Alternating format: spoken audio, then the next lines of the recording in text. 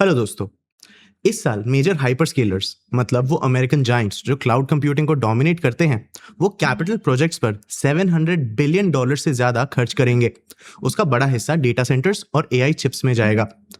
एक पॉइंट के बाद बड़े नंबर्स का कोई मतलब नहीं रह जाता है। पर चलो एक्सप्लेन करते हैं कि इसका मतलब क्या है। यूनियन गवर्नमेंट के एक पूरे साल में खर्च किए जाने वाले एक एक रुपए के बारे में सोचो। हर एक हाईवे जो ये बनाती है, हर एक सैलरी और पेंशन जो ये क्रेडिट करती है, हर एक बॉन्ड होल्डर जिसे ये पे करती है, हर एक सब्सिडी जो ये ग्रांट करती है, हर एक एजेंसी जो ये चलाती है, हर एक रॉकेट जो ये लॉन्च करती है, हर एक मिलिट्री बेस जिसका ये मेंटेनेंस करती है, हर एक स्कूल या हॉस्पिटल जो ये चलाती है, और ये सब कुछ, इन सब को मिलाकर भी अमेरिकन कंपनीज के इस साल के खर्चे से 100 बिलियन डॉलर्स कम हैं। आप इस तरह की एक बड़ी स्पेंडिंग वेव के इफेक्ट्स को समझना शुरू भी कैसे कर सकते हैं? अगर इसका स्केल ह्यूमन इमेजिनेशन की लिमिट से इतना बड़ा है, तो कोई कैसे इमेजिन भी कर सकता है कि चीजें कैसे गलत हो सकती है? बैंक फॉर इंटरनेशनल सेटलमेंट्स, जो सेंट्रल बैंक्स का भी सेंट्रल बैंक है, उसका एक रीसेंट वर्किंग पेपर ये समझने का एक केयरफुल और फॉर्मल अटेम्प्ट है कि क्या हो रहा है। इसके ऑथर इकोनॉमिस्ट पुरीचाई रुंगचरण कितकुल आर्ग्यू करते हैं कि इंडस्ट्री जरूरत से ज्यादा बिल्ड कर रहा है, और ऐसा जेन्युइन नीड के कारण नहीं हो रहा, बल्कि इसीलिए हो रहा है क्योंकि इंसेंटिव्स हर एक कंपनी को अपने कंपिटिटर्स को वन अप करने के लिए पुश करते हैं। लेकिन ये डायनामिक पूरे सेक्टर के लिए एक टाइम बॉम्ब बन सकता है। एक बात क्लियर कर देना चाहिए कि ये पेपर ये प्रेडिक्ट नहीं कर रहा है कि एआई बबल जल्द ही कोलैप्स हो जाएगा। ये सिंपली इस तरफ पॉइंट करता है कि एआई इंफ्रास्ट्रक्चर बिल्ड करने की रेस ऐसी कंडीशंस क्यों क्रिएट कर रही है जो अगर कभी एक बस्ट आता भी है तो इसे काफी ज्यादा बुरा बना देगी। आज के इस वीडियो में हम इस वर्किंग पेपर को ही डिस्कस करेंगे। सबसे पहले हम ये समझेंगे कि इंडस्ट्री इतना ज्यादा बिल्ड क्यों कर रही है। फिर हम जल्दी बिल्ड करने से रिलेटेड कुछ चैलेंजेस के बारे में भी समझेंगे। एंड में हम ये समझेंगे कि ये पेपर एग्जैक्टली क्या मेजर करता है और क्या नहीं। मैं हूं आपका होस्ट देव, आप देख रहे हैं मार्केट्स बाय ज़ीरोधा हिंदी। चलिए शुरू करते हैं। सबसे पहले ये समझते हैं कि इंडस्ट्री इतना ज्यादा बिल्ड क्यों कर रहा है। पेपर के हिसाब से करंट एआई बिल्ड आउट का एक पिक्यूलियर डायनामिक है। मेजर हाइपरस्केलर्स डिमांड को चेज नहीं कर रहे, बल्कि वो अपने राइवल्स को हराने की कोशिश कर रहे हैं। पेपर के हिसाब से एआई एक विनर टेक मोस्ट कंटेस्ट की तरह खेला जा रहा है। हर कोई बेट लगा रहा है कि जो फर्म फ्रंटियर पर पहले पहुंचेगी वो ज्यादातर यूजर्स, डेटा और रेवेन्यू को कैप्चर कर लेगी। बाकी लोगों को बचे हुए हिस्से को डिवाइड करना पड़ेगा। एक अर्ली लीड यूजर्स को लॉक इन कर सकती है, ज्यादा डेटा जनरेट कर सकती है और उन डेवलपर्स को अट्रैक्ट कर सकती है जो बेस्ट मॉडल्स बिल्ड करना चाहते हैं। इस तरह के कंटेस्ट में कंपनीज दो रीजन से कंप्यूट पर पैसे खर्च करती है। एक तो ये उन्हें रियल कैपेसिटी खरीदने देता है, मतलब बेटर मॉडल्स और इन्फ्रेंस के लिए ज्यादा बैंडविड्थ। पर इससे भी ज्यादा बुरा गोल ये है कि ये इस बात के चांसेस बढ़ाता है कि परफॉर्मेंस में होने वाले इंप्रूवमेंट्स उनके राइवल से कस्टमर्स को कैप्चर कर लेंगे। इंडस्ट्री स्ट्रक्चरल ओवर कैपेसिटी की कंडीशंस में एंटर कर रही है। एक पॉइंट के बाद जो एक कंपनी के लिए अच्छा है वो शायद पूरी इंडस्ट्री के लिए बुरा हो सकता है। लैब ए के लिए लैब बी से एक कस्टमर स्टील करने की कोशिश करना सेंस बना सकता है, पर पूरी इंडस्ट्री में फ्लो होने वाला रेवेन्यू सेम ही रहेगा। इफेक्टिवली इंडस्ट्री एक दूसरे से रेवेन्यू का सेम पूल कैप्चर करने के लिए बहुत सारा पैसा खर्च करती रहती है। पेपर इस वेस्ट का साइज समझने की कोशिश करता है। इसके मॉडल में कंजर्वेटिव एस्टिमेट से भी अगर 5 लैब्स इस तरह कंपीट करते रहे तो मार्केट की एक्चुअल यूजेबल कैपेसिटी से 1.5 गुना ज्यादा कैपेसिटी बिल्ड कर देंगी।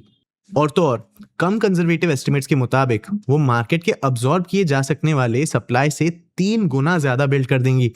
इंडस्ट्री क्या खर्च करती है और मार्केट को क्या चाहिए, इन दोनों के बीच का गैप वही है जिसे पेपर ओवर इन्वेस्टमेंट जैसे देखता है। फिर भी ये याद रखना जरूरी है कि ये सिर्फ एक मॉडल है जो ऑथर के एस्टिमेट्स पर बेस्ड है।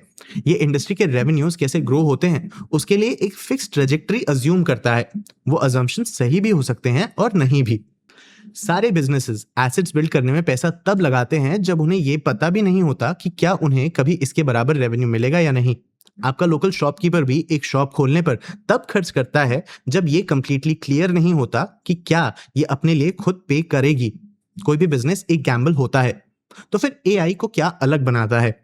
पेपर के लिए सबसे बड़ा प्रॉब्लम यह है कि एआई रेस इंडिविजुअल कंपनीज को अनसर्टेनिटी के क्लियर होने का वेट नहीं करने देती।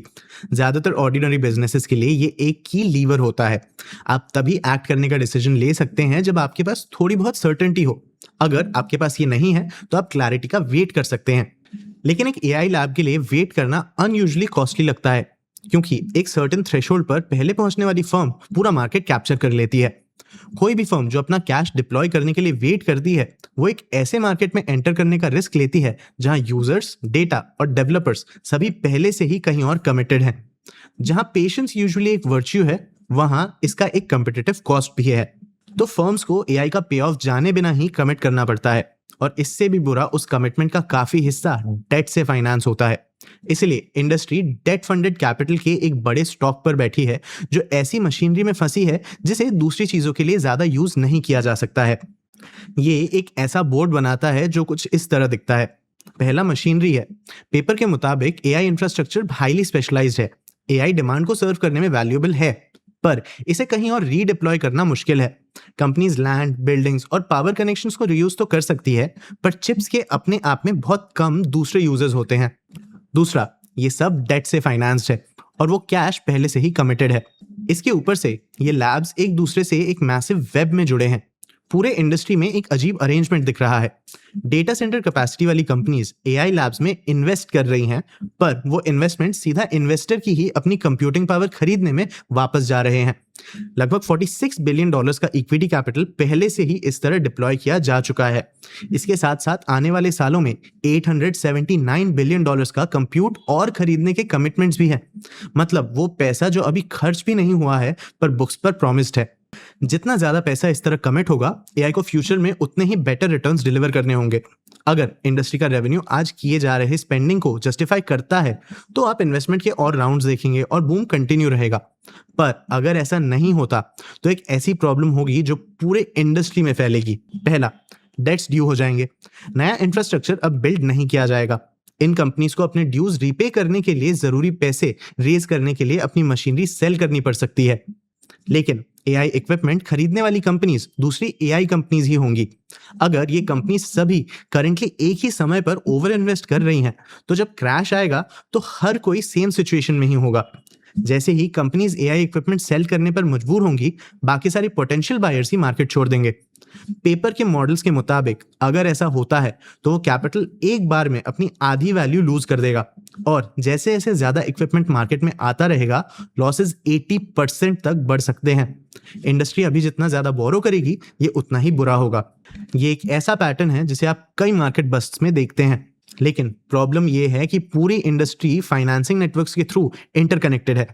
जब एक लैब फेल होती है, तो इसके इन्वेस्टर्स के स्टेक्स अपनी वैल्यू खो देंगे, लेकिन वो स्टेक्स लोन के लिए कोलैटरल रहे होंगे। तो जैसे जैसे लैब्स फेल होंगी, उनके इन्वेस्टर्स अपनी बोरोइंग पावर खो देंगे। उन्हें बदले में इंडस्ट्री में कहीं और अपने इन्वेस्टमेंट्स लिक्विडेट करने पड़ेंगे, जो दूसरी लैब्स के लिए कंप्यूट को हटा लेगा। क्योंकि इंडस्ट्री करेंटली एक साथ रिग्ड है, एक क्राइसिस के केस में प्रॉब्लम एक साथ पूरे इंडस्ट्री में फैल जाएगा। वैसे ये कोई फोरकास्ट नहीं है, ये बस एक मैप है कि एक क्राइसिस कैसे हो सकता है। ऑथर्स के मॉडल्स के मुताबिक लगभग 50% चांस है कि इंडस्ट्री इस तरह का बस देखेगी, पर ये बस एक अंदाजा है। पेपर में इस बारे में एक इंटरेस्टिंग डिस्क्रिप्शन है कि क्या हो सकता है, लेकिन ये अजम्पशंस पर बेस्ड है, जिसमें से कुछ पर सवाल उठाना चाहिए। यहाँ एक एग्जाम्पल है। पेपर प्रोजेक्ट करता है कि अपने सिमुलेशंस के कोर्स में इंडस्ट्री अभी के मुकाबले 7 से 20 गुना तक ज्यादा टोकन्स प्रोसेस करेगी, जबकि रेवेन्यू सिर्फ 3 से 4 गुना बढ़ेंगे।